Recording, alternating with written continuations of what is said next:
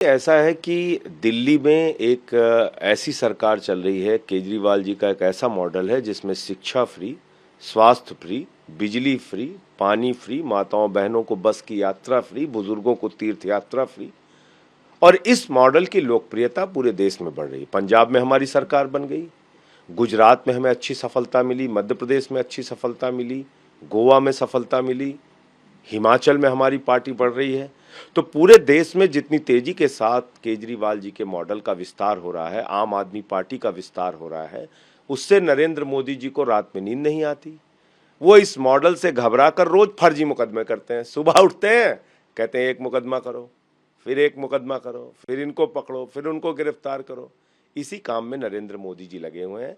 मोदी जी ने देश को पूरी तरीके से बर्बाद कर दिया। देश की अर्थव्यवस्था चौपट हो गई। मैं बताना चाहता हूं 11 लाख करोड़ रुपए चंद पूंजीपतियों का कर्जा माफ कर दिया गया। 10.5 लाख करोड़ रुपए बैंकों का एनपीए हो गया। बेरोजगारी का स्तर 45 वर्षों में सबसे ज्यादा पहुंच गया। किसानों की आमदनी तो दोगुना नहीं हुई, आत्महत्या करने के लिए मजबूर हो गए। आटा का, चावल का, दाल का, गेहूं का, दूध का, दही का, छाछ का, सिलेंडर का दाम आसमान पे पहुंच गया। पेट्रोल डीजल अपने समय में सबसे महंगा हो गया।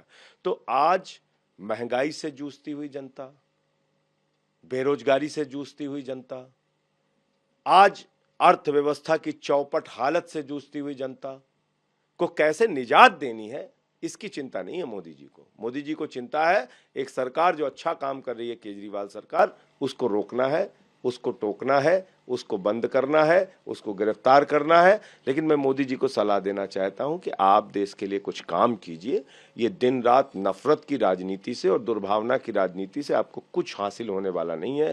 केजरीवाल मॉडल तो अब रुकेगा नहीं, आम आदमी पार्टी अब रुकने वाली नहीं है। पूरे देश में इसकी लोकप्रियता बढ़ रही है और पूरे देश में एक ऐसा ही विकल्प लोग चाहते हैं जो लोगों के लिए काम करे। क्या बयान, क्या मनीष सिसोदिया भी अब ऐसा ही? नहीं, अनुराग ठाकुर को क्या बयान चाहिए?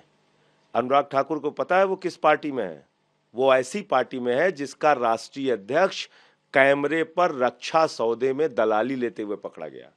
अनुराग ठाकुर को मालूम है उनकी पार्टी ने शहीदों के ताबूत में घोटाला किया है। अनुराग ठाकुर को पता है उनके राज में ललित मोदी, नितिन संदेशरा, विजय माल्या, नीरव मोदी हजारों करोड़ रुपए लूट के हिंदुस्तान से बाहर चले गए और इनकी सरकार को चिढ़ाते रहते हैं। और अनुराग ठाकुर कौन से गंभीर नेता हो? गोली मारो छाप नेता है।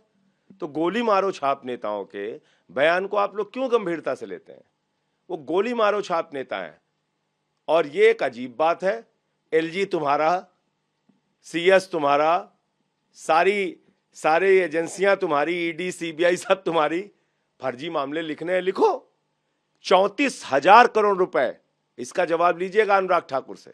34,000 करोड़ रुपए बैंकों का डीएचएफएल ने लूटा और उस डीएचएफएल ने 27 करोड़ रुपए बीजेपी को चंदा दिया है, दलाली दी है। जवाब देगी भारतीय जनता पार्टी, पूछताछ होगी जेपी नड्डा जी से, अनुराग ठाकुर बताएंगे इसके बारे में। तो ये चोर बेईमान लोग हैं, इनकी किसी बात पे ध्यान नहीं देना चाहिए। इन्होंने देश को बर्बाद किया है, लूटा है, महंगाई के गर्त में झोंका है।